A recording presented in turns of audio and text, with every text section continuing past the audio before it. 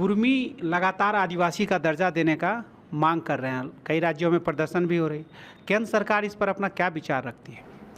देखिए, यह संवैधानिक विषय है, इसके फॉर्मेलिटीज़ है और उस फॉर्मेलिटीज़ के आधार पर चीज़ों को देखा जाता है। यह पॉलिटिकल बिल्कुल नहीं है, और पॉलिटिकल कोई इस तरह का करता है तो उसमें उन्हें ही ज़्यादा नुकसान होता है, क्योंकि ये इंडिपेंडेंट सिस्टम, जैसे इलेक्शन कमीशन को आप नहीं कह सकते हैं, उसी तरीके से census of India, registrar general को आप नहीं कह सकते। कुछ इंस्टीट्यूशन ऐसे हैं देश के जो स्वतंत्र ढंग से कार्य करता है। ऐसे कई संस्थाएं, जैसे जुडिशियरी के मामले में उनका एक अपना भूमिका है, उसी तरीके से रजिस्ट्रार जनरल का एक अपनी भूमिका है, उसी तरीके से इलेक्शन कमीशन की अपनी भूमिका है।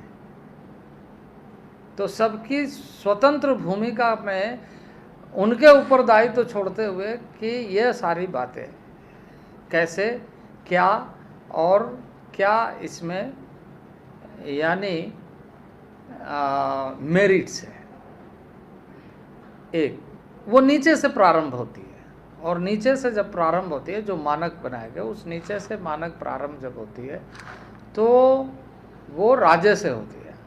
अभी इस समय केंद्र के पास यहाँ का कोई मामला लंबित नहीं है, क्योंकि राज्य सरकार खुद विड्रॉ करके इस पर विचार करने की आवश्यकता नहीं है, ये विड्रॉ करके लेटर रिकॉल कर चुकी है।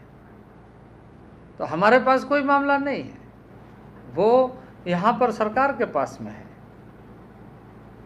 बिहार में सर जातीय जनगणना कराई गई है, देश के स्तर पर और राज्य के स्तर पर भी इसकी मांग हो रही है। इंडिया के घटक दल भी इसकी मांग कर रहे थे, इस पर आपका क्या कहना है सर?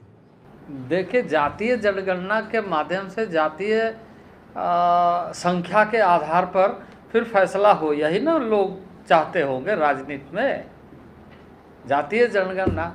तो आप ऐसे लोगों की संख्या कभी देखे हैं जिसकी संख्या सबसे कम है? उसके बारे में सबसे पहले विचार करना चाहिए। तो उसकी तो वॉइस ही क्रिएट नहीं होगी, तो आप उसको क्या करना चाहते हैं? उनको कहना चाहिए कि जो सबसे कम संख्या वाली जनसंख्या है उसकी गणना होनी चाहिए, और उसके बारे में देश में क्या नीति हो उस पर चर्चा होना चाहिए।